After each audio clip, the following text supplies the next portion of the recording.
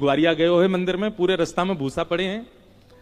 भीतर जाकर के मंदिर में देखी तो ग्वारियान के राजा, सबसे बड़े ग्वारिया श्री अटल बिहारी ठाकुर जी के गर्भगृह तक भूसा जा रहा और हाथन में भी भूसा लगो है, अपने हाथ से ही सानी करके आए हैं गैया की।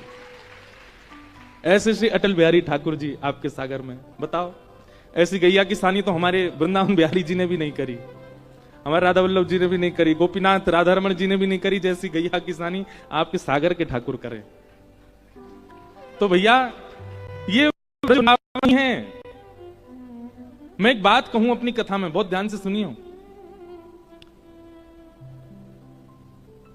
वृंदावन के लिए कहा गया जहां यमुना जी, जहां गिरिराज जी, जहां तुलसी वन विराजमान है, वो वृंदावन है।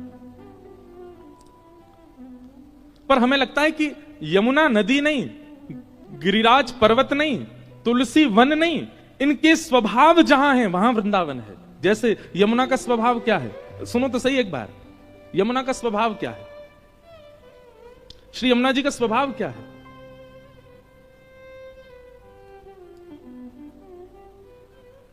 निर्मलता यमुना जी का स्वभाव है।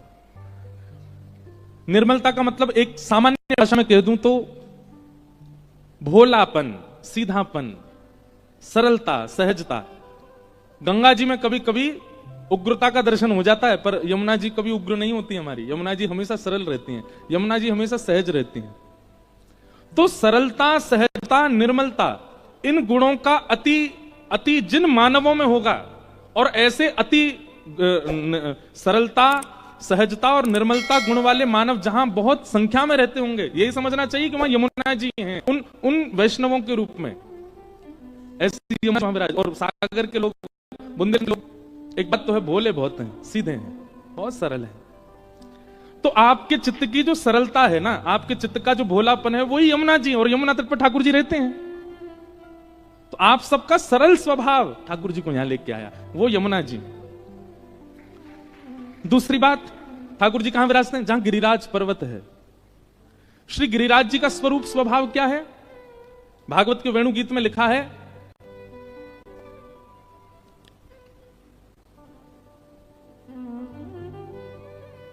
राम कृष्ण चरणश परश प्रमोद। गिरिराज जी का स्वरूप स्वभाव क्या है? उनकी सन्निधि में आने वाले सब ब्रजवासियों को गिरिराज जी फल प्रदान करते हैं, पुष्प प्रदान करते हैं, छांव प्रदान करते हैं। अब तो गिरिराज जी का स्वरूप बहुत छोटा हो गया, पर प्राचीन गिरिराज जी के स्वरूप में झरने भी हैं, तालाब भी हैं, सरोवर भी हैं, कुंड भी हैं। एक प्रकार से सेवा का भाव है श्री गिरिराज जी का। ठाकुर जी गैया चराने गिरिराज जी पे क्यों जाते हैं? बोले वहां खावे को फल भी मिल जाए, पीवे को सुंदर जल भी मिल जाए, और धूप बहुत तेज पड़े तो बैठवे के काजे छांव भी मिल जाए। सीधी बात, जो सेवा प्रदान करे वो गिरिराज हैं, और सेवा का भाव भी बुंदेलखंड में बहुत है। आज हम बड़े बड़े शहरों में जाते हैं, बड़े बड़े शहरों में अगर बिन बताए कोई महापुरुष घर आ जाए तो हो सकता है बड़े शहर के लोग उसकी सेवा ना भी करें। महाराज जी पहले बताना चाहिए था ना, आप आ रहे हो, एक महीना पहले से इन्फॉर्म करते तो आपकी सेवा करते। पर बुंदेलखंड में आज भी ऐसे गांव हैं, आज भी ऐसे लोग विराज, उनके यहां बिन बताए पहुंच जाओ तो भी जैसी होगी वैसी सेवा आपकी कर देंगे। तो ये सेवा का भाव जो चित्त में है, यही गिरिराज जी हैं। निर्मलता का भाव श्री यमुना जी हैं, सेवा का भाव गिरिराज जी हैं। और जहां श्री यमुना जी हैं, जहां श्री गोवर्धन नाथ हैं, जहां श्री गिरिराज जी हैं, तत्र नो रमते मनः, वहां ठाकुर जी विराजते ही विराजते हैं, वहां ठाकुर जी का निवास निश्चित है, ठाकुर जी विराजते हैं।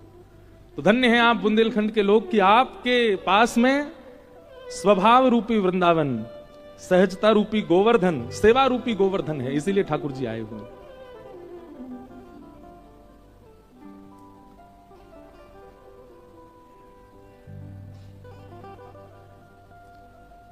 इसलिए ठाकुर जी यहां विराज रहे हैं। बहुत सुंदर, हमको तो बहुत आनंद आया सागर में कल सारे मंदिरों के दर्शन करके। ऐसी प्रतीति, ऐसी अनुभूति हो रही थी, ये वृंदावन ही है, गुप्त वृंदावन है। लोग इसको मिनी वृंदावन कह रहे हैं, मिनी शब्द अच्छा नहीं है, लघु वृंदावन कहो। क्या कहो? लघु वृंदावन। और ये केवल इसलिए है क्योंकि बुंदेलखंड के लोगों का स्वभाव बहुत सरल है। हम आपसे एक प्रार्थना करेंगे, बुंदेलखंड भले ही कितना भी श्रेष्ठ हो जाए, कितना भी यहां पर आधुनिकताएं आ जाएं, पर आप लोगों की जो सरलता सहजता है उसका त्याग मत कीजिएगा, उसको बनाए रखिएगा। उसी की वजह से ठाकुर जी आए हैं। जो आपका ग्रामीण, भले ही आप शहर में परिवर्तित हो जाओ, पर आपका ग्रामीण स्वभाव जो है वो ना जाए, वो आपका बना रहे। तो ठाकुर जी यहां सदा विराजे रहेंगे, सदा आनंद कराते रहेंगे। तो ऐसे सागर में आने का अवसर मिला। हमारे सागर के पास में ही गड़ा कोटा के श्री भगवत रसिक देव जी का एक बहुत सुंदर पद है। महाराज जी की आज्ञा थी कि इस पद को जरूर आप सुनाइएगा कथा में।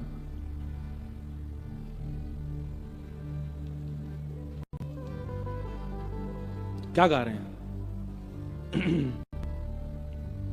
यहीं सागर के समीप के ही हमारे भगवत रसिक देव जी, ये चित्र भी आ रहा है, अभी बड़ी स्क्रीन पे आ रहा होगा।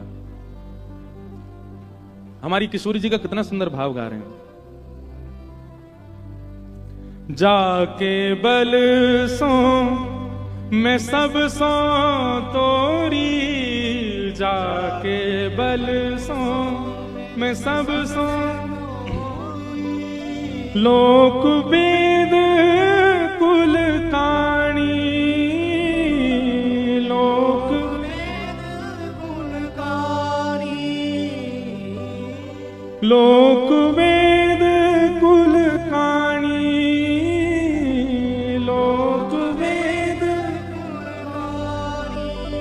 मेरी महारानी राधा रानी, मेरी महारानी राधा, मेरी महारानी श्री राधा रानी, मेरी महारानी श्री राधा रानी।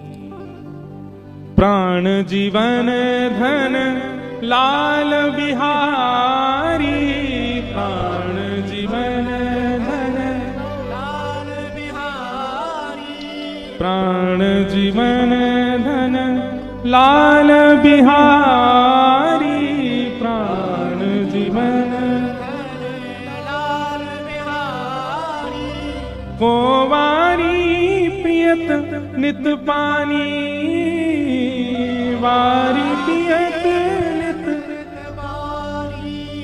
क्या कह रहे हैं भगवत रसिक देव जी?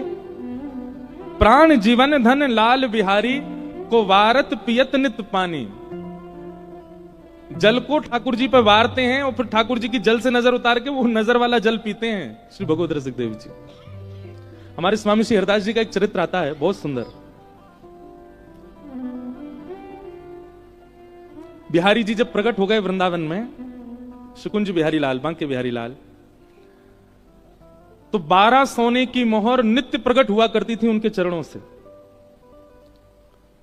स्वामी श्री हरदास जी ने जब ये देखा कि ठाकुर जी के चरणों से नित्य 12 सोने की मोहर प्रकट होती हैं, तो कहीं कभी भविष्य में चल के किसी साधक का मन बिगड़ ना जाए, उसके लिए उन्होंने नियम बना दिया कि जितना धन बिहारी जी के चरणों से प्रकट होगा सब बिहारी जी की सेवा में ही लगेगा। कोई अगर अपने प्रयोग में, अपने भाव में उसका प्रयोग करेगा, उसका नाश हो जाएगा। तो नित्य स्वामी श्री हरदास जी महाराज 12 सोने की मोहरों से 56 भोग बनाते थे। थोड़ी सावधानी से सुनिएगा, ये रसिकों की बात है, सब जगह प्रकट होती नहीं, क्योंकि सागर वृंदावन है इसलिए बोल रहे हैं हम। तो 12 सोने की मोहर, कितना प्रसाद बनता होगा उससे? पूरा वृंदावन पा लेता था। और केवल वृंदावन के मानव ही नहीं पाते थे, वृंदावन के वनचर, जलचर, थलचर सब पाते थे। सबको प्रसाद वितरण किया जाता था। स्वामी जी ने नियम बना रखा था, ये पक्षियों के लिए है, ये वनचरों के लिए है, ये जलचरों के लिए है। लेकिन स्वयं स्वामी श्री हरदास जी महाराज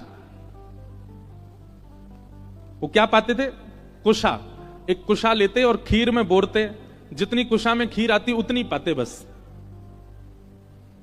आजकल के वैष्णवों को सीखना चाहिए, हम किसी की निंदा नहीं कर रहे हैं, पर आजकल वैष्णव ऐसे भी हो गए, घर में ठाकुर जी की सेवा करते हैं और फिर अपनी जीव को जो चाहिए वो ठाकुर जी को भोग लगा देते हैं। खुद की खाने की मन हो रही है पानी पूरी, तो ठाकुर जी को पवा देंगे और फिर भोग का नाम लेके खुद पा लेते हैं।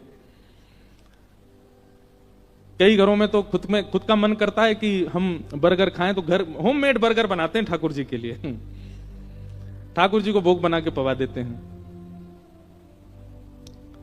एक घर में तो हमने देखा, परोसा गया हमको भी, मैंने कि भाई ये क्या है? बोले महाराज जी ठाकुर जी को भोग लगा। मैंने ये है क्या? बोले हरा भरा कबाब। मैं ठाकुर जी नाक बंद करके मुंह सकोड़ के भाग जाते होंगे।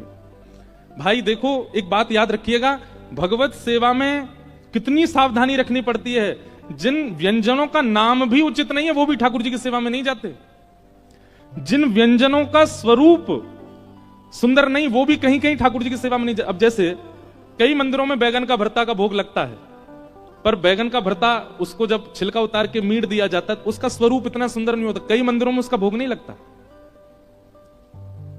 कई मंदिरों में टमाटर का भोग नहीं लगता। क्यों? क्योंकि खोलने के बाद उसका स्वरूप लाल लाल होता है। गाजर का भोग नहीं लगता, मूली का भोग नहीं लगता। प्याज लहसुन ही बदनाम है, पर बहुत सारी सब्जियां हैं जिनका भोग नहीं लगता ठाकुर जी को। क्यों? क्योंकि भावना ऐसी, लाला छोटो सो है, और छोटो सो लाला जब ऐसी विचित्र सब्जी देखेगा सो डर जाएगा। ठाकुर जी वही पाते हैं जिसका स्वरूप भी सुंदर हो। तो स्वामी श्री हरदास जी महाराज 56 भोग बनाते, लेकिन स्वयं की पाने की बारी आती तो केवल कुशा लेते और खीर में बोरते, और जितनी खीर आती कुशा में उतना पाते। एक सीख में जितनी खीर आती है। उनके इस त्याग से एक दिन हमारे वृंदावन बिहारी लाल स्वामी श्री हरदास जी से बोले, स्वामी जी हमको बहुत पीड़ा होती है, आप हमको तो 56 भोग पवाते हो, खुद ये इतनी सी सीख में खीर बोर के पाते हो।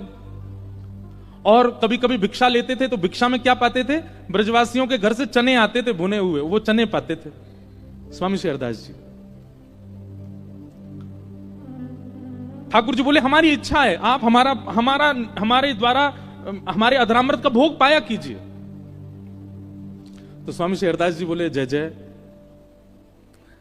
आपको भोग पावे की इच्छा मुझे बहुत होवे, लेकिन मैं अपनी जीभ पे भरोसा ना करूं।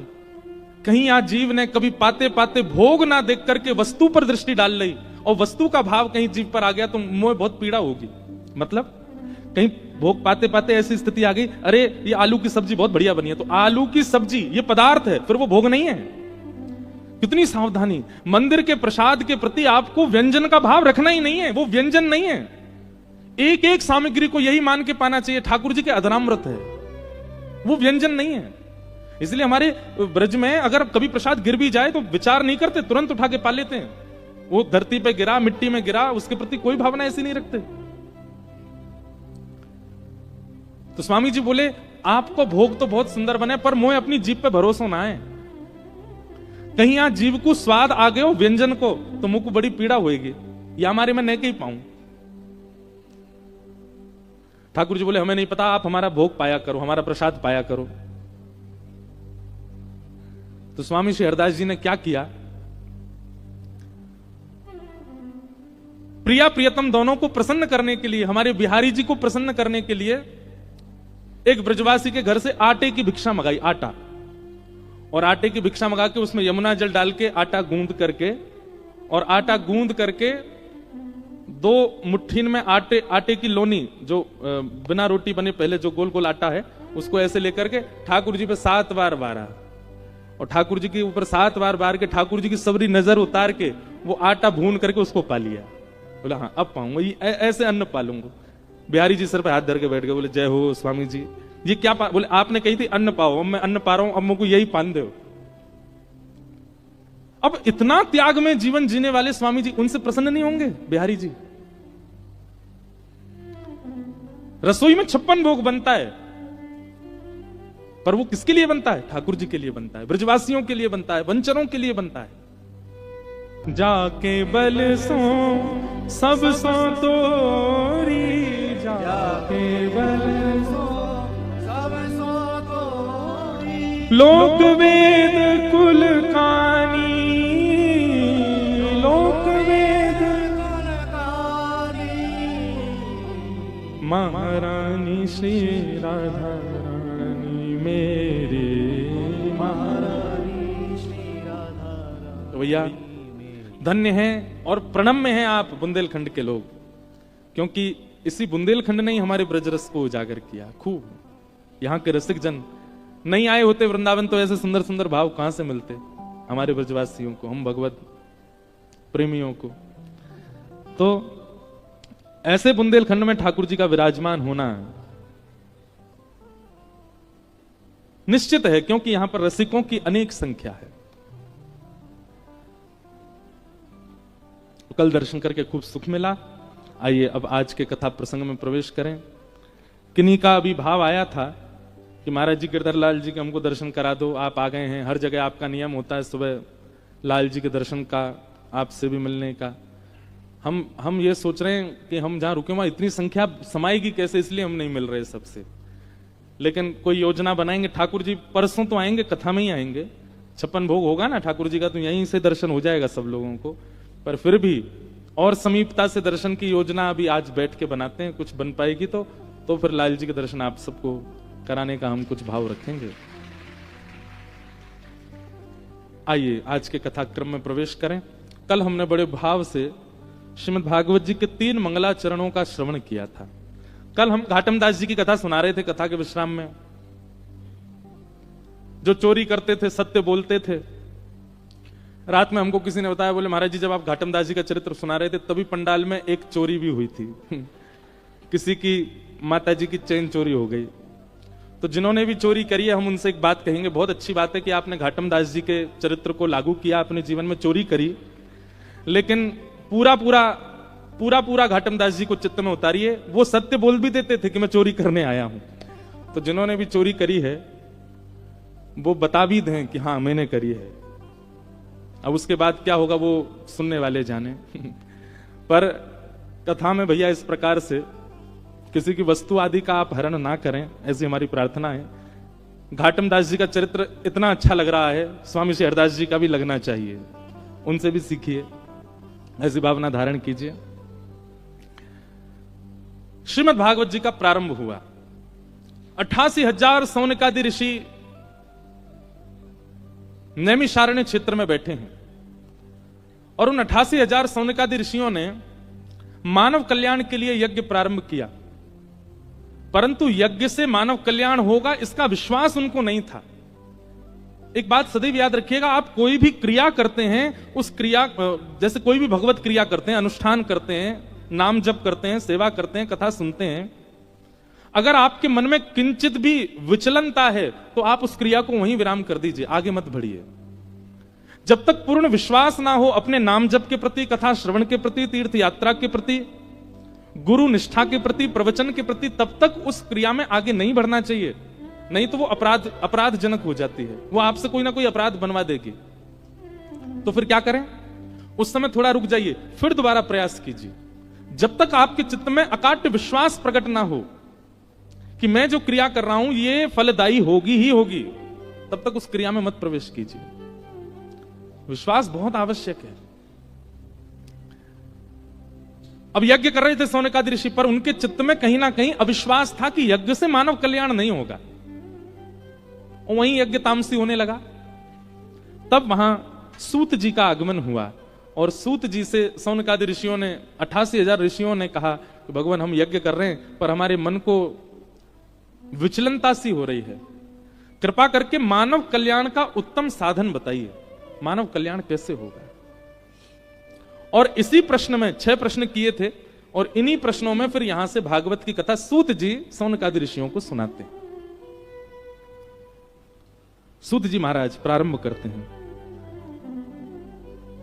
कि धर्म स्वनिष्ठितः पुंसाम विश्वक्सेन कथा सुयः नोत्पादयेदधिरतिं श्रम एव हि केवलम् स वै पुंसां परो धर्मो यतो भक्तिरदोक्षजे अहैतुक्य प्रतिहताय आत्मा संप्रसीदति। सबसे पहली बात, कल हमने धर्म और परम धर्म के विषय में बहुत देर बात की थी कथा में।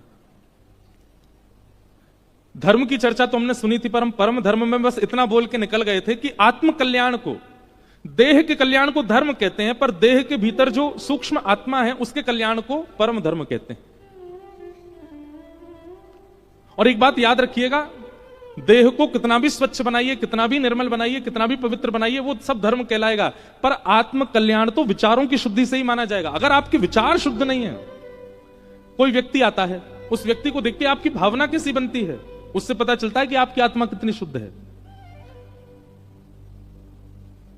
किसी के रूप को देख करके, किसी के सौंदर्य को देख करके, किसी के गुण देख करके, किसी की उज्जवलता सुन करके, किसी की प्रखरता का दर्शन करके आपका हृदय किस स्थिति में जाता है, उससे आपके चित्त की निर्मलता पता चलती है।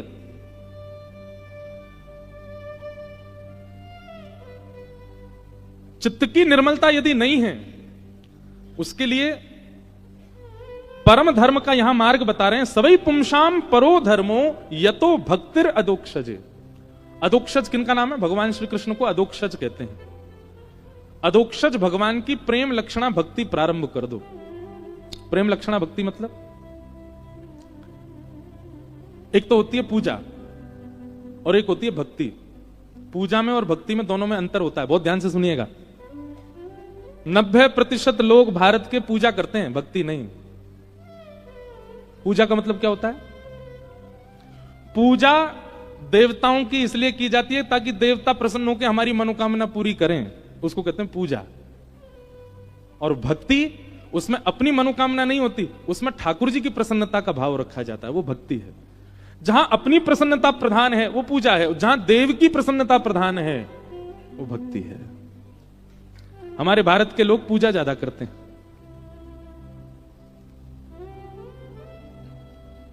कुंभ चल रहा है, 95% नहीं 99% लोग वहां पूजा के भाव से जाते हैं।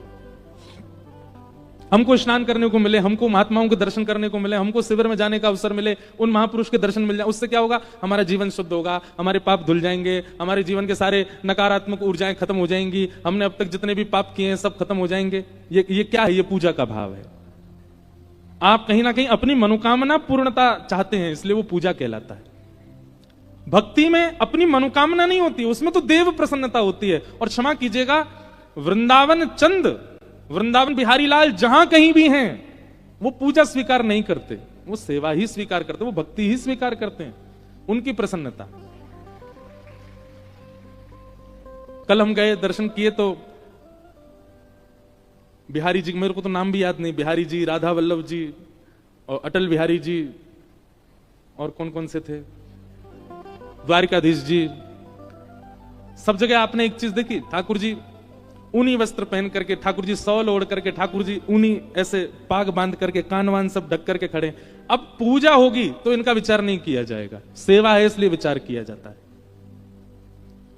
अभी हमारे वृंदावन में ठाकुर जी को मोजे पहनाए जाते हैं, पैरों में, हाथों में। कल वसंत पंचमी है, कल ठाकुर जी के मोजे उतार देंगे। अभी इस बार तो पता नहीं क्या हुआ है, मौसम में हमारी 2-2 एसी लगे हैं, बताओ, जनवरी में। आज तो प्रथम फरवरी, फिर भी इतना शीतकाल रहता है हमेशा, पर इस बार पता नहीं क्या हुआ है, ठाकुर जी की क्या इच्छा है। और या हो सकता है सागर में ही कम पड़ती हो ठंड। लेकिन हमारे वृंदावन का नियम है कि वसंत पंचमी से ठाकुर जी के गर्म वस्त्र धीरे धीरे कम किए जाते हैं। सबसे पहले ठाकुर जी के मोजे उतारे जाते हैं। मोजे क्यों? और कई बार ऐसा होता है कि वसंत पंचमी वाले दिन भयंकर कोहरा होता है वृंदावन में, इतना भीषण कोहरा कि आप अपना हाथ नहीं देख सकते आगे, और ठाकुर जी के मोजे उतारने पड़ते हैं। तो एक बार मैंने, हमारे ब्रज के एक रसिक थे, उनसे कहा कि ठाकुर जी के मोजे क्यों उतार रहे हैं? इतनी तो ठंड पड़ रही है, बाहर गलन हो रही है, इतनी शीतलता हो रही है, ठाकुर जी के मोजे क्यों उतारते हैं वसंत पंचमी को? कई बार दिन के हिसाब से नियम का पालन नहीं करना चाहिए, वातावरण के हिसाब से भी करना चाहिए। हम सेवा सेवा चिल्लाते हैं सब जगह, ठाकुर जी के सुख का विचार करना चाहिए। बाहर इतना जाड़ो पड़ रहा है, हम ठाकुर जी के मोजा उतार रहे हैं। तो मुस्कुरा के बहुत अच्छी बात बोली, बोले देखो, वसंत पंचमी पर मोजा इसलिए उतारे जाते हैं कि जब मोजा उतरेंगे तो ठाकुर जी को ठंड लगेगी, और जब ठाकुर जी को ठंड लगेगी तभी ठाकुर जी ऋतुओं से कहेंगे हाँ भाई जल्दी चलो, अब हमको जाड़ा लग रहा है, अब जल्दी गर्मी लाने प्रारंभ करो। ठाकुर जी को मोजे पहना के रखेंगे तो ठाकुर जी कहेंगे बढ़िया है, क्या हमको सर्दी तो लग नहीं रही, बढ़िया जाड़ा ही रहने दो। इसलिए वसंत पंचमी पे मोजे उतारे जाते हैं ताकि ठाकुर जी ही ऋतुओं को आज्ञा करें कि अब बढ़ो आगे, अब ग्रीष्म आने दो। पहला बात। अब ये तो थी सामाजिक स्तर की बात, सबको बताने वाली बात, पर एक गोपनीय रहस्य भी है, बता दें। हमारे वृंदावन में वसंत पंचमी से होली प्रारंभ हो जाती है, कल से रंग प्रारंभ हो जाएगा, 40 दिन तक होली चलेगी वृंदावन में। कल पहला गुलाल लगेगा ठाकुर जी को। अंतरंग बात यह है कि ठाकुर जी वृंदावन में पादुका नहीं पहनते, और प्रतिदिन ठाकुर जी एक एक गोपी के यहां जाते हैं उसकी सेवा को, उसके प्रेम को स्वीकार करने के लिए। तो ठाकुर जी पादुका नहीं पहनते हैं, तो ब्रज की लीला में ब्रज की जितनी भी गोपियां श्री राधा रानी हैं, वो ठाकुर जी के चरण चिन्ह देख लेती हैं कि आज ठाकुर जी कहां गए, और पीछे पीछे चरण चिन्हों के पीछे पीछे चलते चलते उस गोपी के यहां पहुंच जाते हैं जिसके यहां ठाकुर जी बैठे होते हैं, और वहां जाकर के सब सखियां खड़ी हो जाती, अच्छा तो आज यहां पे आनंद हो रहा है। फिर ठाकुर जी बड़े संकोच में आ जाते हैं। लेकिन जैसे ही सर्दी आती है ना, सर्दी में ठाकुर जी पहन लेते हैं मोजा, मोजा पहनते ही ठाकुर जी के चरण चिन्ह नहीं दिखते, सब गोपियां ढूंढती रह जाती हैं, ठाकुर जी मिलते ही नहीं है, कहां चले गए।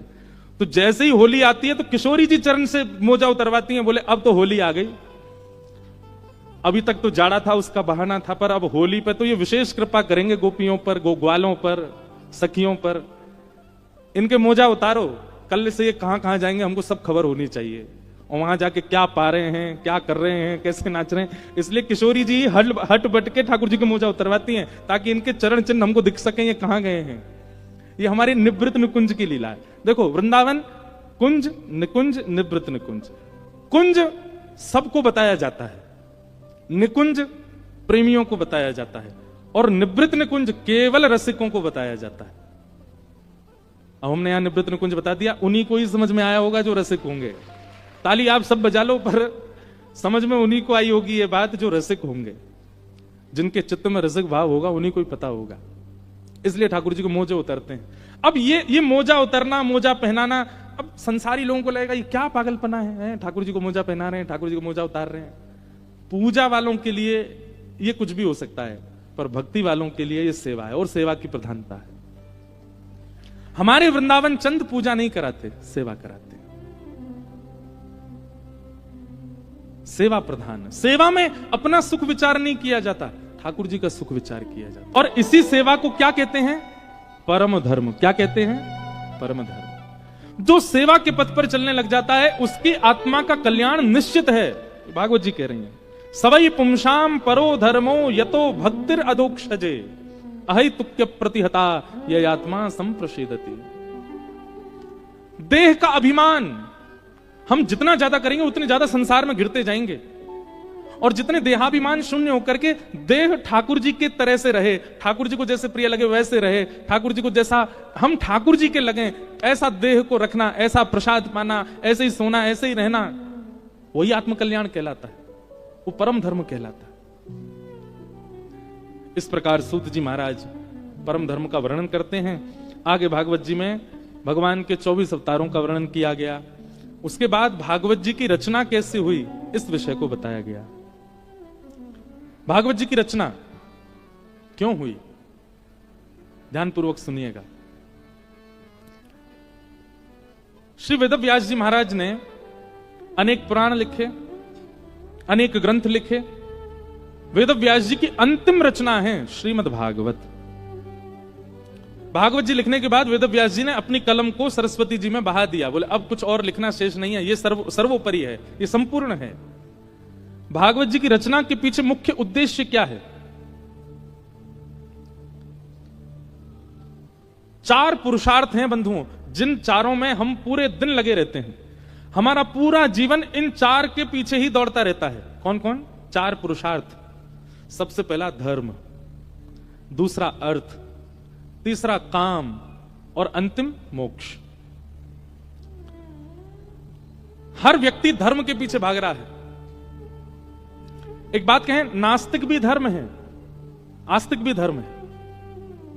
आप मंदिर जाते हो, कथा सुनते हो, तिलक लगाते हो, संत जनों को पूछते हो, वैष्णव जनों की बातें सुनते हो, तो आप आस्तिक धर्मावली हो। पर आप मंदिरों को देख के मुंह फेर लेते हो, कथाएं बताएं नहीं सुनते, संत महापुरुषों के प्रति कोई भावना नहीं, तो ये नास्तिक धर्म है, ये भी धर्म है। तो सबसे पहला हम लोगों की गति क्या है? धर्म। अच्छा देखो, धर्म का पालन सब करते हैं। कैसे? भाई सुबह उठ करके कितना भी अधार्मिक व्यक्ति क्यों ना, उसके मन में भी भावना ये आती है कि अब थोड़ा सा मैं ठीक हो जाऊं, थोड़े बाल वाल ठीक कर लूं, थोड़ा नहा धो लूं, अपना मुख पोंछ लूं, थोड़ी परफ्यूम वगैरह ही लगा लूं, थोड़ा कपड़े अच्छे पहनूं। यह भी तो एक धर्म है। शुद्धता का भले ही तनिक भाव है, पर यह भी तो धर्म कहलाता है। हम कह रहे हैं आप नहाते नहीं हो, आप अच्छे कपड़े भी नहीं पहनते हो, आप शौच क्रिया के लिए जाते हो, वह भी तो धर्म है। ये सब धर्म, आप धर्म से कहां तक बचोगे? तो धर्म के अधीन पूरा विश्व है, सब धर्म का पालन करते हैं। कोई शास्त्रीय धर्मों का पालन करते हैं और कोई अशास्त्रीय केवल जीवन धर्म का पालन करते हैं। धर्म का पालन सब करते हैं। अगर इस बात से देखा जाए तो संसार में कोई नास्तिक नहीं है, सब धर्मावली है। धर्म पहला, जैसे मकड़ी जाला होता है ना, ऐसे ही हम मानव भी इन 4 जालों में ही रहते हैं, धर्म अर्थ काम मोक्ष। सबसे पहला धर्म, दूसरा अर्थ। किसी का काम नहीं चलता अर्थ के बिना, सबको चाहिए। चाहे कोई कितना भी बड़ा सन्यासी बन जाए, विरक्त बन जाए, कोई कितना भी बड़ा त्यागी महात्मा बन जाए, पैसा नहीं छूते, चिमटा रखते हैं, उससे उठा के जेब में धर लेते हैं। हाथ से नहीं छूना चाहिए।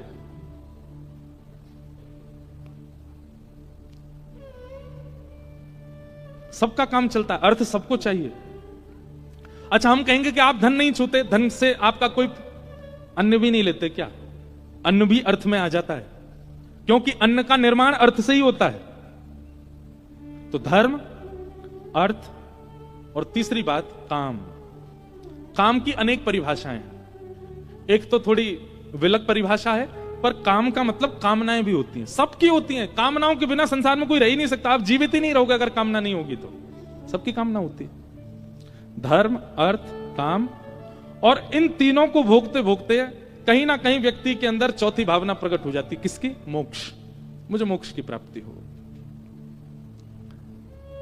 इन चारों की दौड़ में हर व्यक्ति लगा है, संसार का हर व्यक्ति धर्म, अर्थ, काम, मोक्ष के पीछे भाग रहा है। पर इनके पीछे भागते भागते कहीं ना कहीं उसके चित्त में एक अशांति लगती है। हमको 27-28 वर्ष में अशांति से लगना, कितना भागें कितना भागें। हमसे बड़ी बड़ी उम्र के लोग बैठे हैं यहां पर। आप लोगों को भी कभी कभी तो लगता होगा यार जीवन क्या है, पर पूरे दिन सुबह उठो, उठ करके ये करो, भागो दौड़ो यहां से वहां, और कर करा के रात में सो जाओ, फिर सुबह से वही क्रम। धर्म अर्थ काम मोक्ष, धर्म अर्थ काम मोक्ष, धर्म अर्थ काम, और अंतिम इच्छा सबकी यही रहती, मोक्ष। इन चारों की दौड़ में कहीं ना कहीं एक थकान का अनुभव होता है, एक अपूर्णता का अनुभव होता है। और वो अपूर्णता किस लिए है कि पंचम पुरुषार्थ जो है उस पर किसी की दृष्टि ही नहीं जाती है। पुरुषार्थ 5 हैं, 4 नहीं। और उस पंचम पुरुषार्थ को जन जन को बताने के लिए भागवत की रचना हुई। और वो पंचम पुरुषार्थ कौन सा है? प्रेम। क्या है? प्रेम। और अभी द्वारिका में कथा थी तो वहां मैंने कहा था कि जब प्रेम पुरुषार्थ का आप पालन करने लग जाते हो तो धर्म, अर्थ, काम और मोक्ष, ये चारों पुरुषार्थ आपके समाप्त हो जाते हैं। बहुत ध्यानपूर्वक सुनिएगा बात को। जब आप प्रेम के पथ के पथिक हो जाते हो तो कई बार प्रेमी व्यक्ति धर्म का चिंतन नहीं करता, प्रेमी व्यक्ति अर्थ का चिंतन नहीं करता, प्रेमी व्यक्ति की कोई कामना भी नहीं होती, और प्रेमी को मोक्ष की भी इच्छा नहीं होती। पंचम पुरुषार्थ प्रेम है, और ये प्रेम शब्द संसार में किसी के प्रति घट ही नहीं सकता, किसी के प्रति नहीं। प्रेम के मुख्य अधिकारी केवल श्यामा श्याम, केवल ठाकुर जी हैं, उन्हीं से ही हो सकता है और किसी से नहीं हो सकता। आप कहते हो आप अपनी पत्नी से बहुत प्रेम करते हैं, पत्नी कहे हम अपने पति से बहुत प्रेम करते हैं। ब्याह होने के कुछ दिन पहले तक ही प्रेम बढ़िया लगता है। ब्याह से पहले लड़का को लड़की में साक्षात लक्ष्मी जी दिखती हैं। देखो चलती फिरती लक्ष्मी, देखो हमने लक्ष्मी नहीं देखी, ऐसी होती होगी।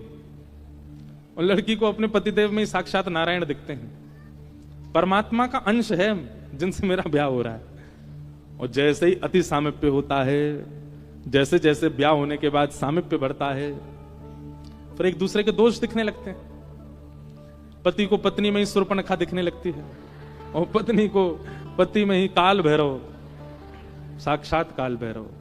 और आजकल तो बहुत ज्यादा हो रहा है। प्राचीन के लोग तो फिर भी बचे हुए, संभल गए। अब की जनरेशन लोगों को तो बहुत जल्दी दोष दिखने लग जाते हैं, दोष दर्शन हो जाता है। तो इसका मतलब क्या प्रेम हो ही नहीं सकता।